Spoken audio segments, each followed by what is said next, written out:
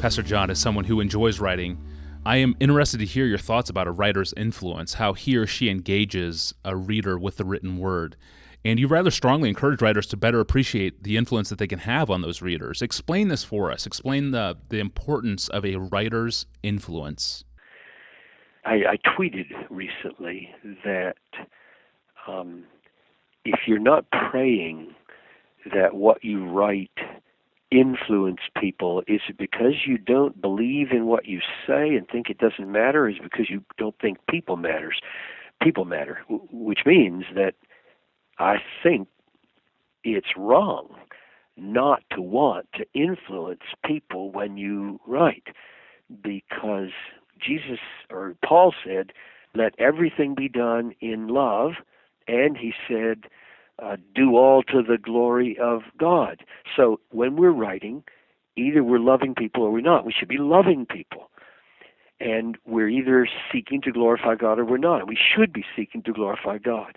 And I think the way you love people is by influencing them, persuading them, winning them, awakening them to delight in God above all things, which means that whenever you write, you should be writing in such a way as to make God look better than anything else in the world, to make the path of sin look worse than anything else in the world, and to make the path of righteousness look beautiful in spite of all the difficulties that the path of obedience might bring. So whether you're writing fiction, or whether you're writing a blog, or whether you're writing a poem, or whether you're writing a book, a theological treatise, it seems to me that love and the glory of God dictate that you can't be indifferent to whether you want people to be affected by this.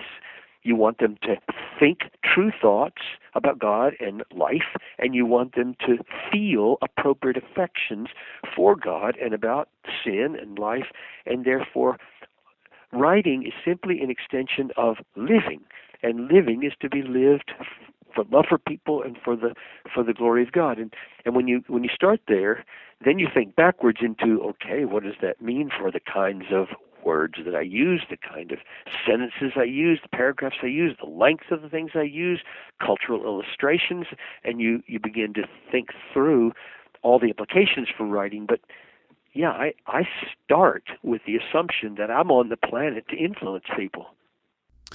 Pastor John, as you write, as you look at the screen of your computer, are you conscious of your readers in that moment, of how you're trying to influence them? That's a really good question. I've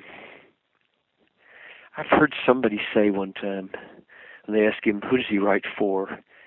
He says he writes for people like him. I'm not a very good example of one who can crawl inside the skin of a particular age group or cultural segment. What I feel like God has gifted me somewhat in is being able to crawl inside the skin of a human. And the way I've gotten to know humans mainly is by knowing John Piper. My sins, my worries, my longings, I'm so introspectively driven on these things and so second-guessing about everything I do that I think I've gotten to know this human pretty well. And then I do try to read and watch. So I'm aware of the effects that I write, but I'm generally not saying this segment of people, like say from 18 to 25, think this way. Therefore, I will say this. My mind just doesn't work like that. But as I'm writing, I do feel like if I say it this way, it's going to be off-putting.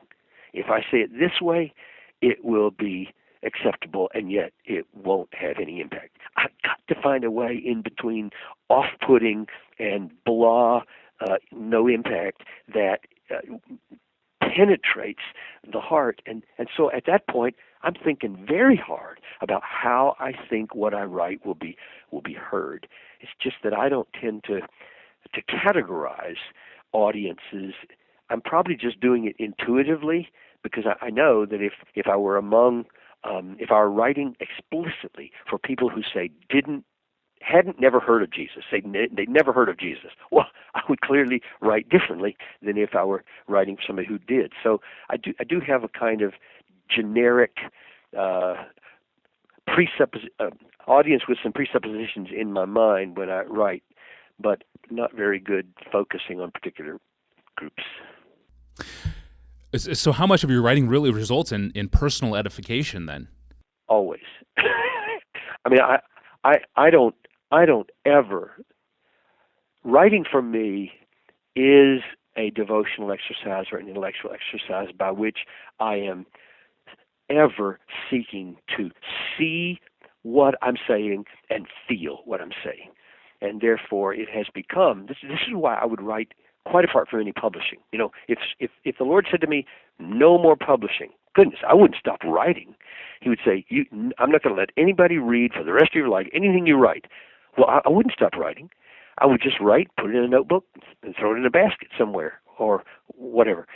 Because writing for me has become a way of seeing and a way of feeling. And so my answer is I'm always writing for my own edification, my own growth in knowledge, and my own awakening to the kinds of affections that I think one ought to have for God. And it's just stunning to me. I've recommended to people, if they say I'm stuck in my devotions, I just say, well, just write the text.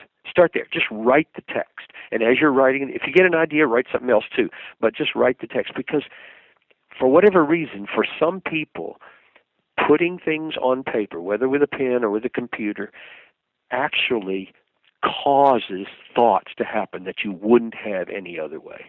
I generally don't even have it until I write it. My head is generally in such a muddle until I start writing. When we were talking about the pastoral implications of the historical Adam, when somebody asked me about that, who wrote to me a few days ago, everything was a muddle in my head. I had no idea what I would say. And as soon as I started writing, 8 ideas came to my mind. Because as I wrote one, I saw an implication, and that had to be another one. And then I saw 2 other implications and questions. I had to answer those, and that came another one. That wasn't happening until I put pen to paper. Thank you, Pastor John, and thank you for listening to this podcast. If you have any questions for Pastor John, please send those to us via email. Send them to askpastorjohn@desiringgod.org. Please include your first name and your hometown. You can find thousands of other resources from John Piper online at desiringgod.org. I'm your host, Tony Reinke. Thanks for listening.